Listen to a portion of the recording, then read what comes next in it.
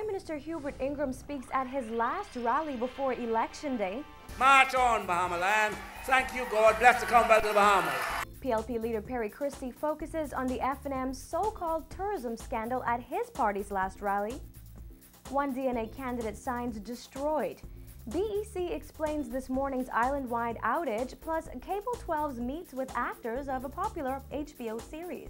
Hi, I'm Richard Madden. I play Robb Stark in Game of Thrones. I'm Nakia DeVoe, and this is NB12 Weekend.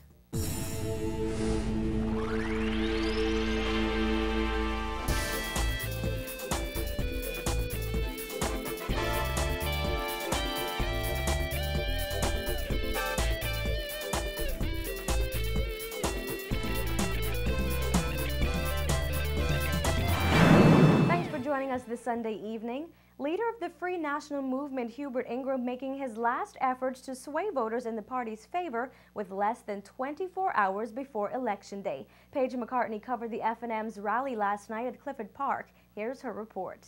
The Free National Movement's final mass rally before Monday's general election drew thousands of F&M supporters who wanted to hear the Prime Minister's final plea on why they should vote for the F&M on May 7th. After the latest alleged scandal the PLP revealed about the Ingram administration's cabinet, the F&M is now pulling out another scandalous claim about the PLP before voters head to the polls.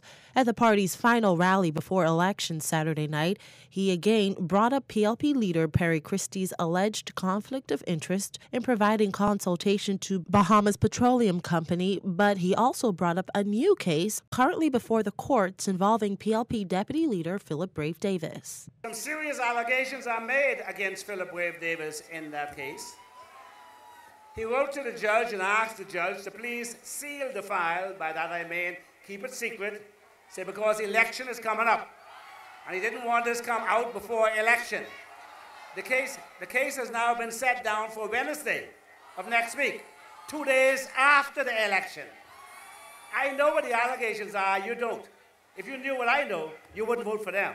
The Prime Minister also claimed that the PLP has been trying to buy the votes of Haitian Bahamians by giving out hundreds of dollars before Election Day. They are doing their best to try to influence voters. I got many reports. One report from a Haitian community where they're giving out some people are giving out yellow shirts with money stuff in it. One shirt had as much as $600 in it. But the truth of the matter is, Bahamian Haitians are voting FNM. Belarus! Belarus! Calling on all PLPs who are not certain to just vote this one time for the F&M, Ingram said his next administration would work to install indoor plumbing in homes in the over-the-hill community, areas which are considered PLP strongholds and where many residents do not have running water inside their houses. Timothy Gibson also reminded us in our national anthem to lift up our heads. So tonight I said our young people and first-time voters, to every family island, to over the hill, to every constituency in Nassau, to Grand Bahama, to workers, to business persons, to public officers, to budding entrepreneurs, to professionals, to every resident of this island, lift up your heads.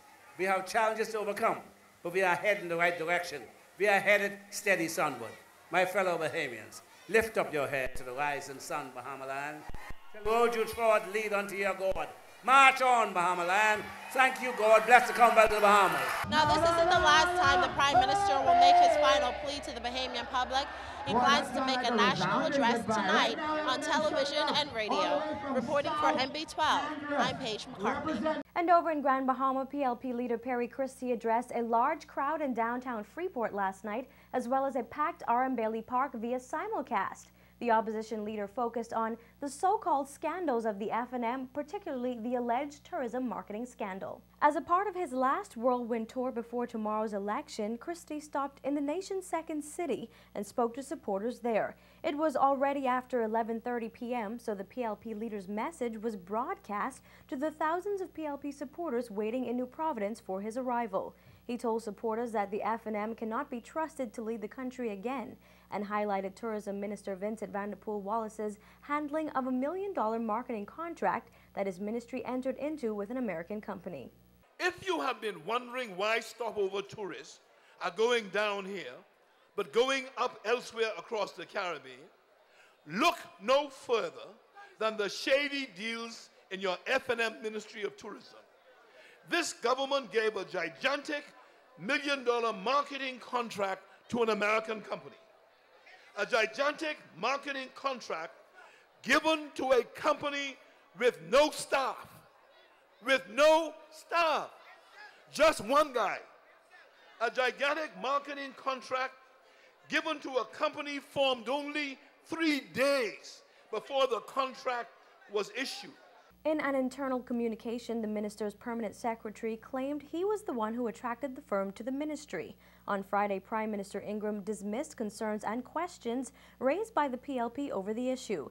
He said the PLP is not qualified to talk about corruption and scandal, but Christie said it doesn't get shadier than that. Either Ingram going crazy, or he's one of those, you know that animal that says, hee-haw, hee-haw, the jackass.